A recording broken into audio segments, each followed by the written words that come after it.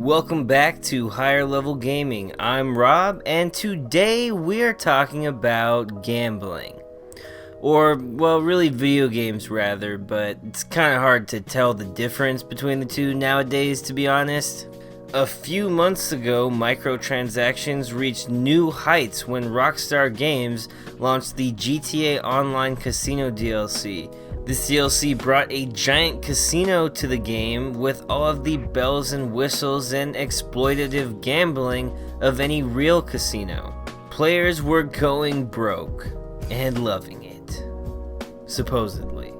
Apparently, seeing how successful GTA has been with this, the idea has caught on with the parent company, Take-Two Interactive, who've decided they should just do the same with as many games as possible. Why not just turn every video game into a pseudo casino? Why not? Well, at any rate, that's exactly what NBA 2K20 has done.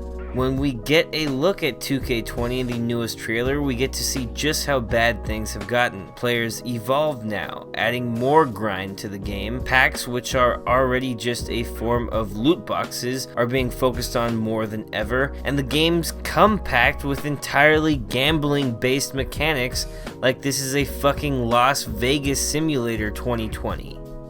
They're seriously gonna give the casinos on the strip a run for their money if they keep this up in the games industry. I'm telling you, why go to Vegas when you can just get ripped off on your phone? This trailer has been met with huge backlash, and it's the first time I've seen a video so disliked on YouTube that you literally cannot even see the likes. There are a few, but you can only see a dislike bar. The likes are so mathematically insignificant on this video. They're really giving Battlefront 2 a run for their money over here. Everything's perfectly alright now. We're fine. We're all fine here now. Thank you. How are you? This game looks like it's truly going to be the worst and frames much of the microtransactions as simple card packs, like a trading card game. Yet this is just a cover, and they're no less loot boxes than any other exploitative monetization system, but with highly addictive gambling games attached to it. Spin the wheel to win a prize, drop the ball to win a prize, or you know what, fuck it, just crank the slot machine. That's right, just crank a fucking slot machine, kiddos. Why not? Because apparently we're not even trying to hide it anymore that we want you to gamble. These sick bastards have no shame. All of this in a game marketed and approved for children as young as 3 years old. Literally toddlers whose brains have only just begun to develop, and PEGI, the European Ratings Board, is going to let them become gambling addicts. It's cradle to grave with these people. These games are being marketed now to children below the age of 5? What? My son is coming up on 1 year old. So you're telling me in a couple more, you're telling me, PEGI, that those slot machines are going to be appropriate for him to play with? Should I just buy him a pack of cigarettes when he turns 3 too for that authentic casino ambiance? Like, what the hell do you guys mean he can play the slot machine? Kids that age can't even tell you their alphabet yet, really, and are barely walking around. But yeah, let's have them play with a slot machine. I'm sure that won't harm their brain in any way. This is really horrible. PEGI, as I said, is the European Ratings Approval Board for video games. They've already come out with a statement to cover their asses, and I'm going to read that to you now. In an email from PEGI, they stated that they feel it is important to carefully explain when certain content is triggering the gambling descriptor in the PEGI system, but also to show when it does not at this moment. A video game gets the gambling content descriptor if it contains moving images that encourage and or teach the use of games of chance that are played/carried out as traditional means of gambling. Are you guys blind? That's literally what I just saw going on in the trailer. We use a help text to clarify this. This refers to types of betting or gambling for money that is normally played or carried out in casinos. Spinning the wheel, slot machines. Hello? This does not cover games where betting or gambling is simply part of the general storyline. The game must actually teach the player how to gamble or bet and or encourage the player to want to gamble or bet for money in real life.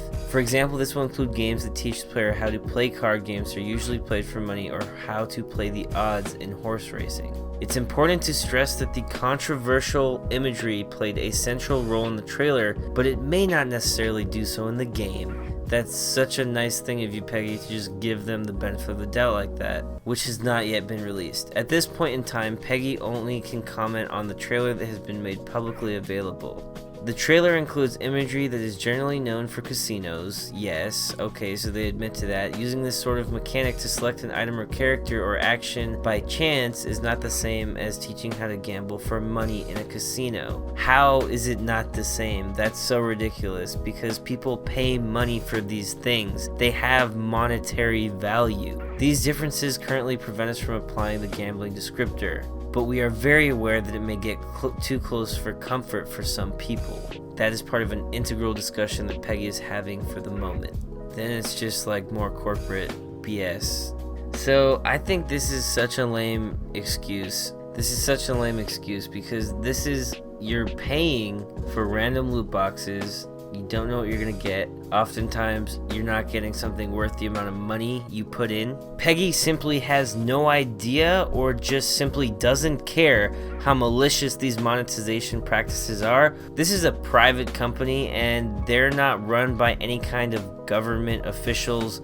There's no reason to believe that PEGI doesn't just decide based upon external factors. We don't know that this is a judgment made solely on the content of the game even, and from this it sounds like they haven't even played through the rest of the game, and they wouldn't be able to tell us the content of the game. Some of these features, I must tell you, no, you don't pay to play them. Some you get to do every so often for free prizes, but they are all involved in the monetization and encourage people to buy more packs and spend more cash. Cold hard cash. Because you don't get the currency to buy packs from free games, you get a different kind of in-game currency that you have to grind quite a bit more for to get anything of value. Tokens, MP, card packs, VP, you don't need all these different systems in your game for monetization if it's fairly implemented in the first place. There's really no reason for it. And this is also exactly what mobile free-to-play games do to suck up as much money out of you as possible by making it so confusing and tedious to earn rewards in-game that the more time you spend grinding away, the more likely you become to buy packs. Was already placing unskippable ads for products like shoes or TV shows before games of my league. It seems that they just want to try to get you in any and every imaginable way possible, because games aren't about playing anymore. No, they're about pimping you out. From employing multiple forms of currency, to new gambling practices, to making you watch advertisements, these games aren't about basketball anymore. They're about taking you for every dime you've got and preying upon your love for the game until there's none left. That's capitalism in a nutshell for you. Make people pay more and more and more and accrue successively more profits every year until consumers have no more money to pay you for your products or they stop selling. Rinse, repackage, and repeat. That's AAA gaming for you nowadays. That's business as usual. I personally have no idea why people pay for these games every year. It's not even like with Call of Duty where there's multiple studios who trade off every other year. This is the same company year after year, the same models, pretty much the exact same game, and you have to pay to start all over again. It seems like the fans on the 2K subreddit are also getting pretty sick of this, so perhaps they'll be seeing some backlash with this newest release. Only time will tell. This has been Higher Level Gaming. If you enjoyed the video, please give us a like and consider subscribing. We upload multiple times a week and do videos mostly about gaming news and politics. We also do an occasional gameplay. But above all else, don't forget to go play some video games and have a nice day.